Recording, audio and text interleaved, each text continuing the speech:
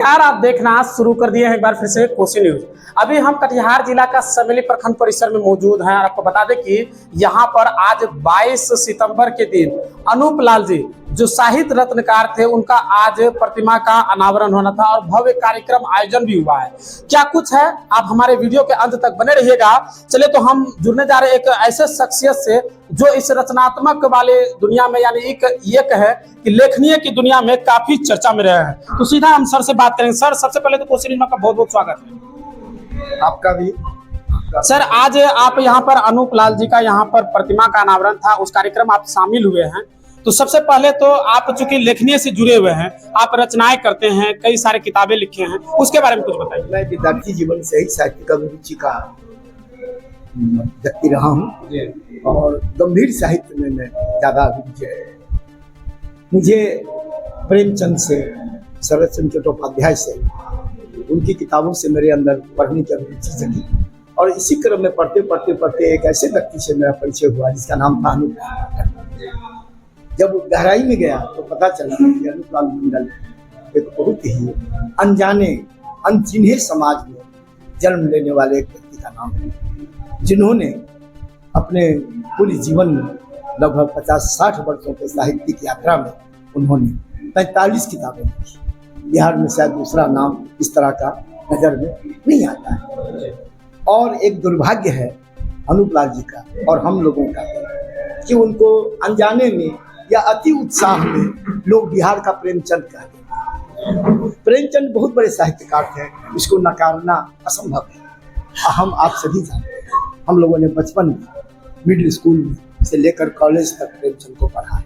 लेकिन एक चीज सामान्य आदमी की समझ में पता नहीं क्यों नहीं आती है कि समकालीनों की तुलना नहीं की जाती।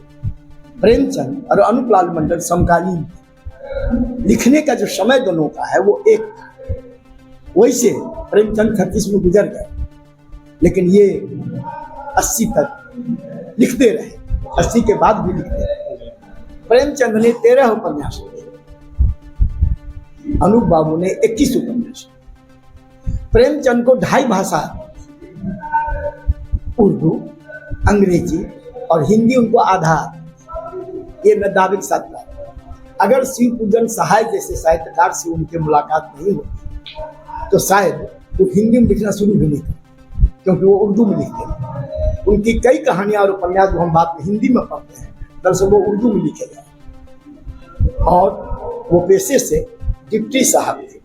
एक पद शिक्षा विभाग में पहले होता था, जिला में एक इंस्पेक्टर होता था, जिसको डिप्टी साहब कहा जाता, और कद उसका किसी कलेक्टर के बराबर होता था। उस नौकरी से प्रेमचंद आए हुए थे साहित्य की दुनिया में। इसके बावजूद उन्होंने बहुत बड़ा नाम किया और क्रांतिकारी लेखनी की, लेकिन बावजूद इसके बिहार का प्रेमचंद कहना अनूप बाबू के कद को अनजाने में या अति उत्साह में कहीं न कहीं छोटा करने का प्रयास है। और मैं नहीं मानता हूँ कि कोई जानबूझकर ऐसा करता है, शायद प्रशंसा के ख्याल से कहता हूँ। प्रेमचंद बड़े नामवर हैं तो बिहार का प्रेमचंद कह देंगे, इनका भी नाम हो जाएगा। लेकिन ये भूल जाते हैं कि प्रेमचंद जिस स्कूल में, जिस परिवार में पैदा हुए थे, उसमें इंस्पेक्टर बनना, साहित्यकार बनना बहुत मुश्किल है। लेकिन जिस परिवार में अनूप लाल मंडल पैदा हुए थे, उस परिवार में हनुमान चालीसा और रामायण के अलावा कोई कुछ पढ़ना नहीं आता। उस परिवार में आकर के आप क्रांतिकारी किताबें लिख रहे हैं, प्रगतिशीलता की बात कर रहे हैं, लोक चिकित्सा की बात कर रहे हैं, और उसमें साहित्यकार बन जाना, स्कूल की शिक्षा पूरी किए बिना इस ऊंचाई तक जाना क्या संभव है। और जो संघर्ष अनूप बाबू का है वो बिहार में किसी दूसरे लेखक का प्राय नहीं है। 2.5 भाषा जानने वाले से तुलना करते हैं आप 7 भाषा वाले का। क्या आपको मालूम है कि अनूप लाल मंडल 7 भाषा के लड़का? वो उसी अधिकार से बांग्ला बोलते थे, लिखते थे, जिस अधिकार से उर्दू बोलते थे, उसी अधिकार से संस्कृत बोलते थे, लिखते थे, उसी अधिकार से मैथिली और अंगिका बोलते थे, उसी अधिकार से अंग्रेजी बोलते थे और हिंदी बोलते थे। ये कोई सामान्य बात नहीं। और इसका प्रमाण ये है, उन्होंने अंग्रेजी के उपन्यास हंगर का हिंदी में अनुवाद किया। इसका प्रमाण ये है कि बंगला का बुद्धदेव बसु बहुत बड़ा राइटर है बंगाल का, उसकी किताब का इन्होंने हिंदी में, बंगला का हिंदी में अनुवाद किया।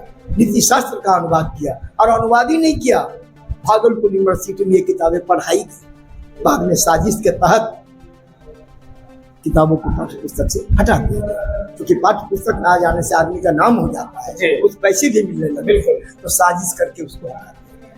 और ये बात मैं नहीं कह रहा हूँ, राष्ट्र भाषा परिषद के विद्वान डायरेक्टर प्रोफेसर रामधारी सिंह दिवाकर, जिनके 2 दर्जन उपन्यास बड़े बड़े प्रकाशन से प्रकाशित है, उनका ये कहना है जो मैं कह रहा हूं। मेरी बात की तस्दीक आप कर सकते हैं। और सिनेमा जगत में जो ग्लैमर का एक बहुत बड़ा साधन है, उसमें भी इनको याद किया। किशोर साहू जैसे सबसे शिक्षित प्रोड्यूसर, उतना पढ़ा लिखा कोई दूसरा प्रोड्यूसर डायरेक्टर इस बम्बई में नहीं, किशोर साहू।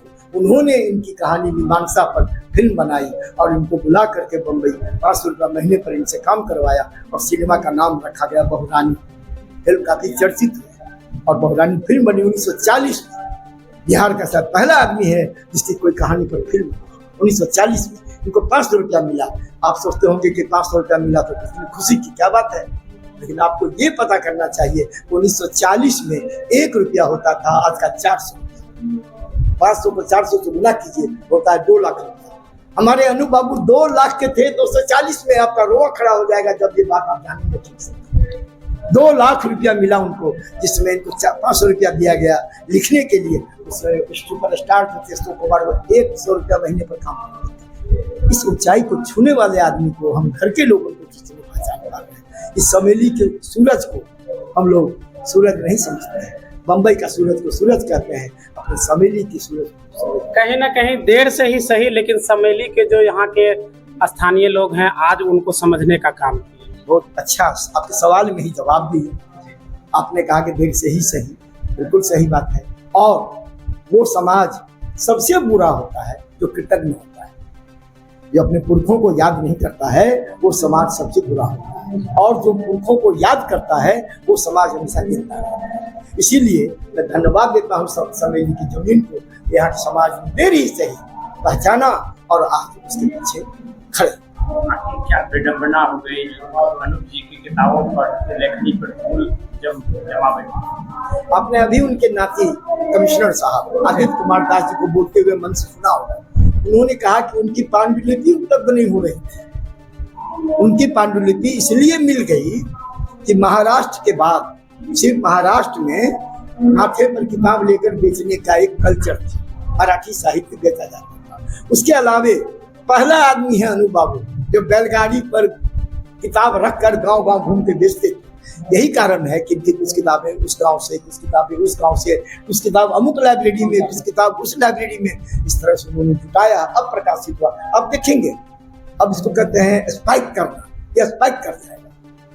जैसे डायबिटीज के मरीज को आप चीनी खिला दीजिए 2 चम्मच तो स्पाइक कर जाएगा शुगर, उसी तरह से अब जो किताबें आ गई है तो अब देखिएगा इनका नाम स्पाइक करेगा। आप ये आश्चर्य कुछ है ही नहीं,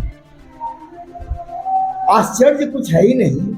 और आश्चर्य कुछ है तो मनुष्य का मन, मनुष्य का मन आश्चर्य। ज्ञानेंद्र जो केंद्र से छिटक कर परिधि में चक्कर लगाता रहता है, केंद्र से छिटक कर परिधि में चक्कर लगाता रहता है। क्यों मनुष्य इस तरह से भटकता है? वो परिधि में और परिधि तय करता हुआ अनंत की ओर चला जाता है। अगर वो मनुष्य केंद्र के आसपास रहे तो मंजिल भी जल्दी पाएगा और वो सब ये उनका ही। आज सर इस कार्यक्रम में आए आप, काफी संख्या में यहाँ पर देख सकते हैं समेली के और आसपास के जिले समेत कई लोग आए हुए हैं। आपके जिला के ही नहीं, यहाँ कलकत्ता से काफी लोग आए हुए हैं, पटना से लोग आए हुए हैं, मुजफ्फरपुर के लोग आए हुए हैं, सीतामढ़ी के लोग आए हुए हैं, मधुबनी के तो काफी लोग आए, दरभंगा से मैं खुद हूँ, दरभंगा से बहुत सारे लोग आए हैं। तो लोगों की कमी नहीं है। प्रचार प्रसार ठीक से हो, प्रचार प्रसार अगर ठीक से हो तो ये कार्यक्रम बहुत बड़ा स्वरूप। और अब वो दिन दूर नहीं है जो अनु बाबू पर काफी चीजें। चलिए, बहुत बहुत धन्यवाद सर हमारे साथ बात करने के लिए। अंत में हम आपके बारे में कुछ चर्चा करना चाहेंगे, क्योंकि आप भी कई सारी किताबें लिख चुके हैं अब तक। उसके बारे में, अपने बारे में कुछ बताइए कि अब तक क्या कुछ स्टोरी रहा है, क्योंकि हम लोग अभी उतनी जानकार आपके बारे में नहीं है, तो उसके बारे में हमारे व्यूअर्स को दर्शक।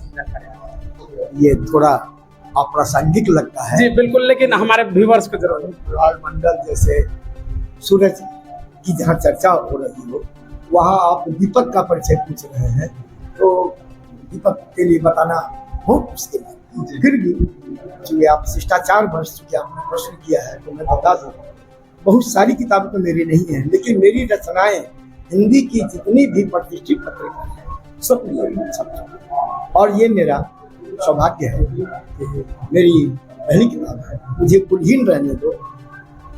इनकी एक किताब भी वहीं से छपी है, राधा कृष्ण प्रकाशन से, वहीं से मेरी किताब भी छपी, वहीं से बीपी सिंह की किताब भी छपी, बीपी सिंह दुबरानी छपी, राधा कृष्ण प्रकाशन, वहीं से मेरी एक किताब छपी है, मुझे कुलहीन रहने दो।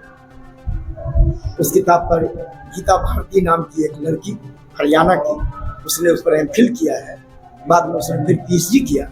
आज वो लड़की कहीं लेक्चरर है, एग्जैक्ट कहाँ है वो लेक्चरर नहीं पता है, लेकिन कुरुक्षेत्र यूनिवर्सिटी में गीता भारती, उसको मेरी ही किताब पर पीएचडी कर रहे हैं। आज के युवाओं को लेकर क्या कुछ संदेश देंगे जो लेखनीय के क्षेत्र में बढ़ना चाहते हैं और उन्हें सही राह नहीं मिल पा रहा? तो मैं तो कहूँगा कि पढ़ने से जो अरुचि आज के नौजवानों को जो हुई है, मुख्य कारण उसका वही। मैं ऐसा नहीं कर रहा हूँ, आज के लड़के कल के लड़कों से ज़्यादा विलक्षण हैं, ज़्यादा तेज हैं, ज़्यादा मेमोरी तगड़ी रखते हैं, सब कुछ है, लेकिन पढ़ने के प्रति उनकी रुचि टीवी मोबाइल के कारण बहुत घटी है, तो उसका एक कारण है। लेकिन फिर भी अच्छी रचनाएं हो रही हैं, और रचनाकार भी पैदा निराश नहीं होना चाहिए, और अच्छी किताबें पढ़ें, निश्चित रूप से आगे बढ़ें। चलिए, बहुत बहुत धन्यवाद सर हमारे साथ बात करने के लिए। तो आपको यह वीडियो कैसा लगा हमें कमेंट कर दीजिएगा, अगर वीडियो पसंद आए तो ज़्यादा से ज़्यादा लोगों तक शेयर कर दीजिएगा। बहुत बहुत धन्यवाद।